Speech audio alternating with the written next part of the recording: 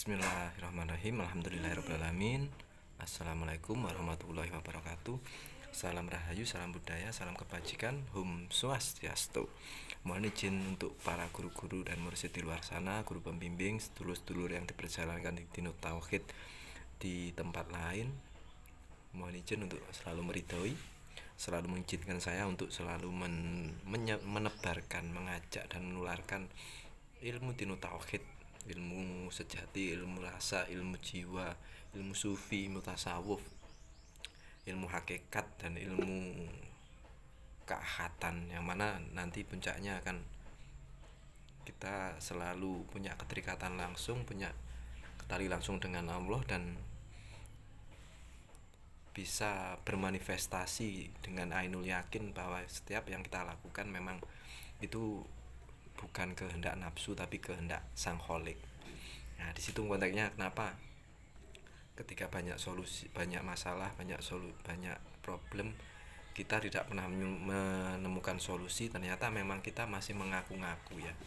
Mengaku-ngaku dan merasa kita yang bisa, kita yang mampu. Dan rata-rata yang diperjalankan atau yang dilakukan itu masih merasa kita keakuan dirinya ada, bukan keholikannya yang muncul atau yang menjalankan. Bismillahirrahmanirrahim. Allahu Akbar.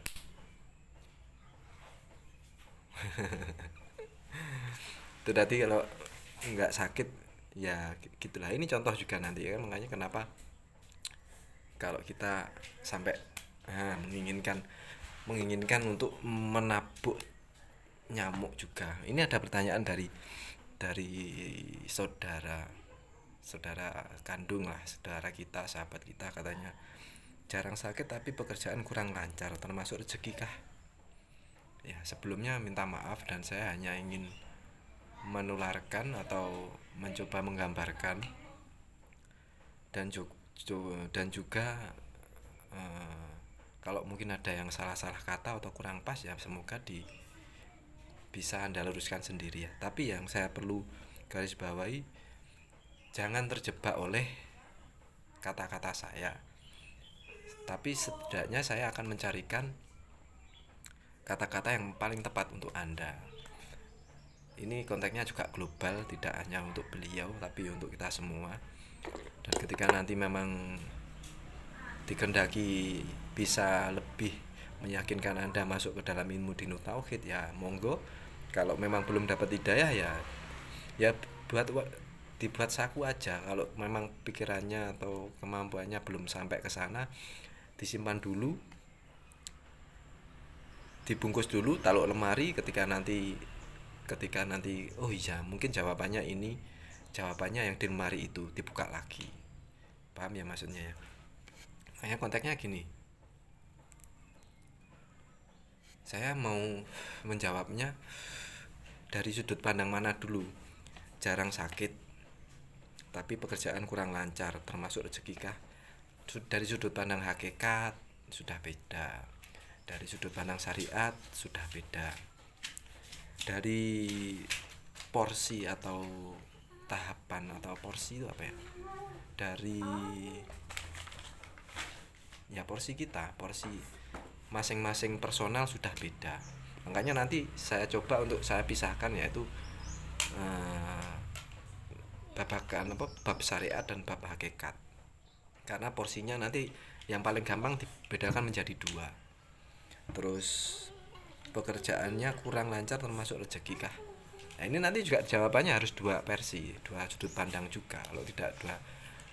Kalau tidak dua sudut pandang, kita yang masih diajarkan di dalam ilmu kulit, ilmu dohir, ya kita rata-rata belum sampai untuk mencerna kata-kata saya. Makanya kata-kata itu harus dicerna, jangan langsung dimakan mentah-mentah. Contohnya gini, jarang sakit. Konteks jarang sakit, kalau namanya sudut pandang dokter, rezeki kah? Dokter pasti mengatakan itu bukan rezeki saya karena jarang sakit. Tapi untuk yang personalnya, untuk kita pasien, itu adalah rezeki. Itu dari segi hakikat, dari segi syariat aja sudah seperti itu. Nanti kalau orang lain melihatnya ya sudah beda lagi. Kalau konteksnya rezeki ya, dari konteks jarang sakit aja udah kita bisa membedah dari porsi mana, dari sudut pandang mana, terus kita mengoreksinya atau mengorek-ngorek apa ngarannya ya, kita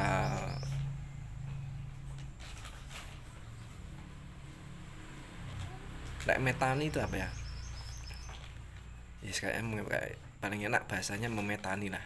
Dari situ aja kita sudah bisa menyimpulkan secara syariat seperti itu. Secara hakikat yang mana yang bukan rezeki kan? Kalau kita semuanya sudah berlikok, bertajali, sudah punya keterikatan langsung dengan Tuhan, nafas ini aja rezeki yang paling besar. Kita bernafas itu ada rezeki. Kita juga tidak tahu kapan akan meninggal, kita akan mati kan, kita tidak pernah tahu.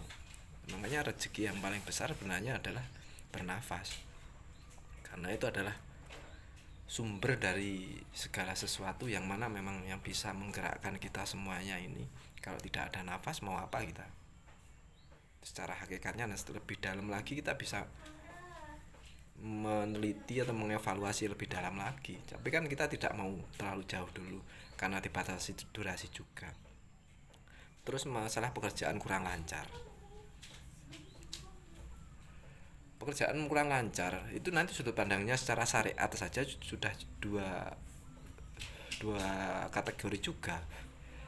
Pekerjaan Anda kurang lancar menurut Anda, tapi kan secara personal yang lain dari pihak pembelanja itu adalah juga juga sebuah rezeki yang mana mereka bisa menahan rezeki mereka, menabung rezeki mereka untuk tidak membelanjakan atau tidak mendapatkan pekerjaan itu. Contohnya apa? Mungkin persaingan dagang, persaingan usaha. Otomatis Anda sendiri kan tidak punya pesaing. Paham maksudnya? Kalau seumpama Anda berdagang, Anda merasa Anda sendiri rezekinya kurang lancar, tapi dari sudut pandang yang orang lain atau pembeli ya rezekinya berarti kan lebih lancar. Karena apa? Bisa menahan rezeki yang akan dikeluarkan untuk membeli dagangan Anda. Itu konteksnya dalam hal jual beli. Kalau dalam hal persaingan, kalau kita punya pesaing seumpama kita berbisnis dalam hal jual beli kontrakan atau properti. Kalau ke properti itu sepi, menurut Anda masih kurang, nggak cukup, otomatis kan orang lain pun tidak memandangnya, tidak akan, oh ya mungkin sepi, ngapain barang sepi, tidak dapat apa-apa ya kan. Otomatis Anda tidak banyak kompetitor. Kalau ini tahu Anda ramai, pasti kompetitor juga akan muncul, menambah kepusingan Anda. Itu masih secara syariat ya. Itu akan mulek pusing di dalam ilmu kulit, ilmu dohir. Makanya saya membahasnya secara syariat dulu. Masa di dunia ini nggak ada kompetitif, nggak ada kompetisi. Makanya konteksnya bertauhid. Nanti ada salah satu orang ahli syariat juga yang berkata seperti ini. Ahli syariat apa ya? Seenaknya kita konteksnya ada kata-kata aja. Coba saya ingat-ingat, yaitu kata-katanya seperti ini. Kita itu manusia konsumsi. Kita itu butuh makanan, butuh konsumsi. Tapi kita itu jangan sampai konsumtif yang mencolok mata. Jadi ketika kita punya kebiasaan yang konsumtif, apalagi sampai menyolok mata, itu akan menimbulkan yang namanya keirian, kedengkian, dan sudah tidak wajar, karena sebenarnya itu sudah tidak kewajaran, karena memang sudah menyolok mata. Ketika ada orang di luar sana kelaparan, tidak bisa makan, tapi di sisi lain ada orang yang berbondong-bondong, yang giat, yang masih bersikukuh, yang masih bekerja keras untuk menimbun harta. Itu kan salah satu yang namanya itu tadi konsumtif yang menyolok mata. Itu yang secara global ya. Tapi yang secara bermasyarakat mungkin ya secara konsumtif itu ketika memang kita tidak membutuhkan kendaraan bermotor yang sangat wow, kenapa kita beli? Itu kan konsumtif yang menyolok mata. Itu untuk dirimu kulit aja seperti itu loh pusingnya, apalagi nanti di hakikat. Terus lagi porsinya pekerjaan kurang lancar. Itu kan menurut porsi siapa? Mungkin untuk porsi saya pribadi ya. Saya pribadi dulu mungkin uang 100.000, 200.000 tidak cukup. 300 tidak cukup satu hari, 2 hari. Bahkan satu hari 1.500, 1.500.000 hidup di desa tidak cukup.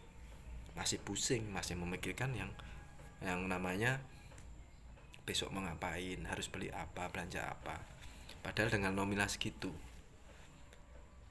Nah, sedangkan untuk yang orang lain yang mana memang pekerjaannya hanya bekerja di sawah, satu hari 30.000, Anda bayangkan mereka sangat cukup, sangat damai, sangat menerima.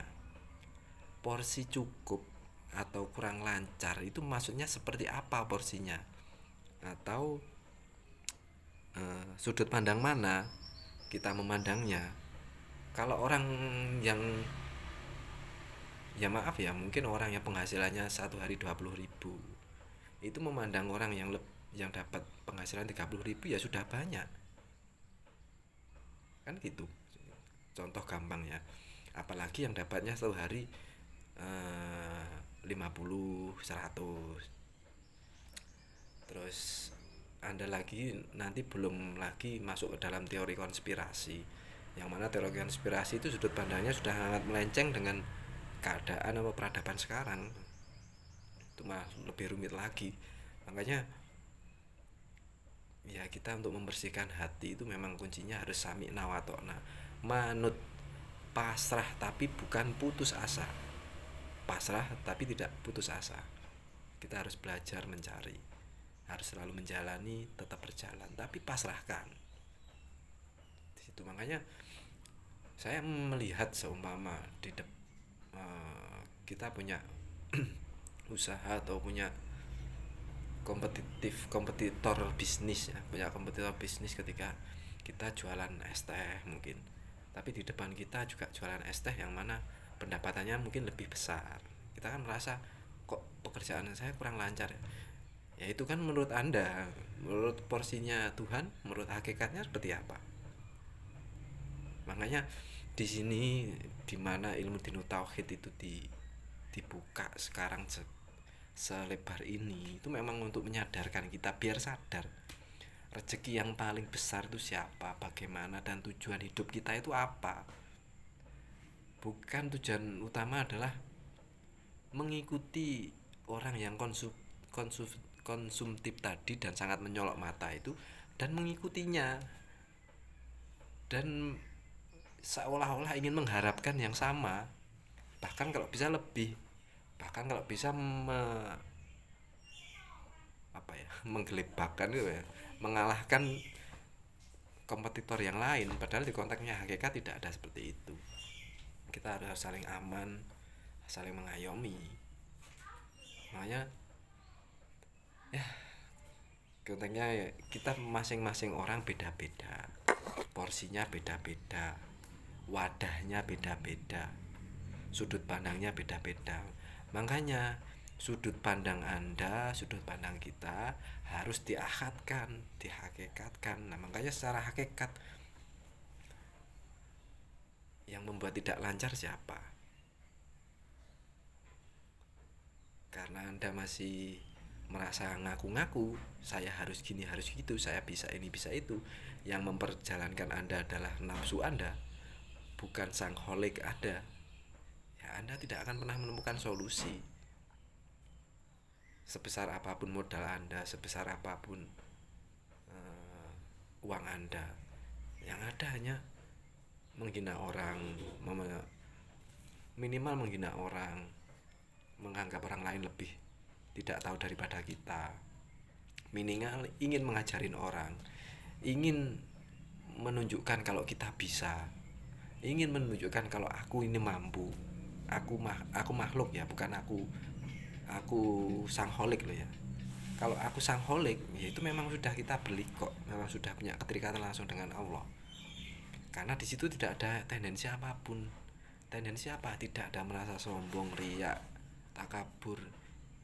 Di situ kalau sudah tidak ada, mau kita mau ngomong apa saja sudah dilandasi dengan tauhid, ya hati tidak akan terganggu, tidak akan pernah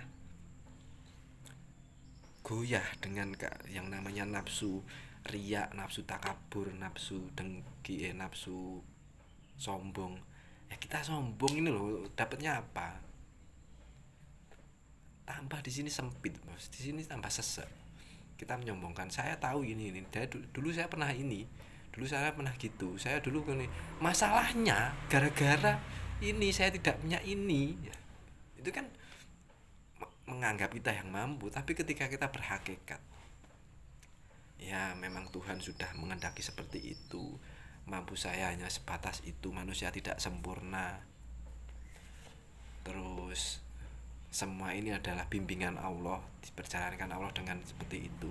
Saya mau diapain aja, saya itu orangnya diumbah ora teles, di PP ora garing, karena itu puncaknya bertauhid adalah diam, karena sudah menemukan kebenaran yang sejati tanpa ada pengakuan siapapun dan dimanapun, tanpa merasa, tanpa ingin dihormati, tanpa ingin dipuja dan dipuji. Kan tujuan kita ini ingin dipuja, ingin dipuji, ingin dihormati. Apa nggak capek gitu? Kita sampai punya teori yang ini itu sampai ingin dipuja. Semua sifat itu punya Tuhan, bukan punya makhluk. Makanya kita sebagai makhluk harus paham sifat wajibnya makhluk seperti apa. Kita tidak ada Adam hudus fana.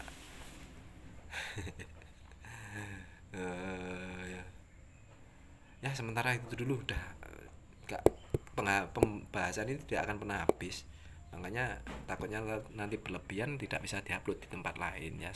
Sementara itu aja ya Bos ya. Terima kasih banyak. Wassalamualaikum warahmatullahi wabarakatuh.